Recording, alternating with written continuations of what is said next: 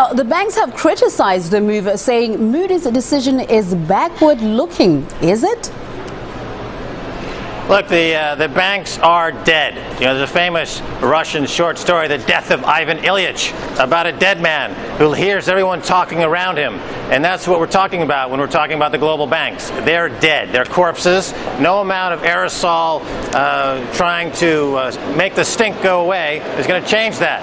And that's what Christine Lagarde and these other folks at the IMF have failed to come to terms with. There's a huge problem in the banking sector. In their core, they are as dead as a corpse. Dead as corpses. This all comes after Europe breathed a sigh of relief over Greece, which formed a pro-bailout government after weeks of uncertainty. What do you make of the timing?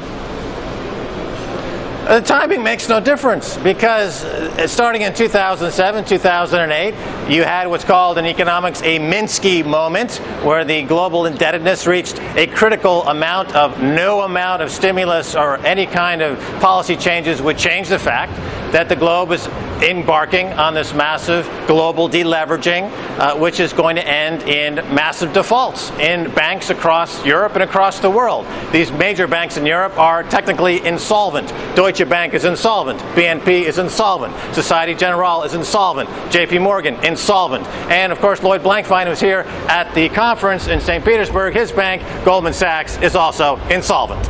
Now, this downgrade could raise the borrowing costs for banks, but could it also help the politicians push through their agenda of global financial governance? Well, they, of course, will use this opportunity to put forward more global governance, more centralized government, more command and control, more state-run operations, less democracy, less market activity, less free competition.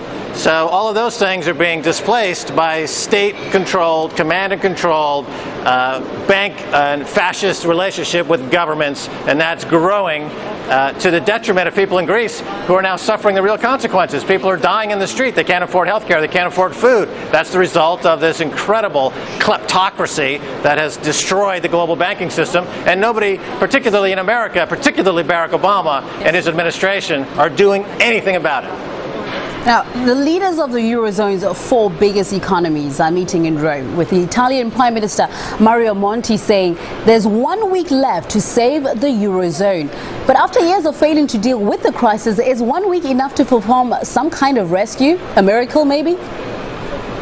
Well, how many times are we going to hear this hijacking scenario where some technocrat like Mario Monti puts a gun to the people's head and say, either give us all your money or we're going to take all your assets. They're going to do it anyway. So why not form some kind of resistance against this global occupation by bankers? You know, the people have to stand up and realize that no one's going to help them but themselves. They need to push out the kleptocrats and the banking terrorists, as I call them, and stand up for themselves. Until they do something for themselves, no one's going to do anything for them.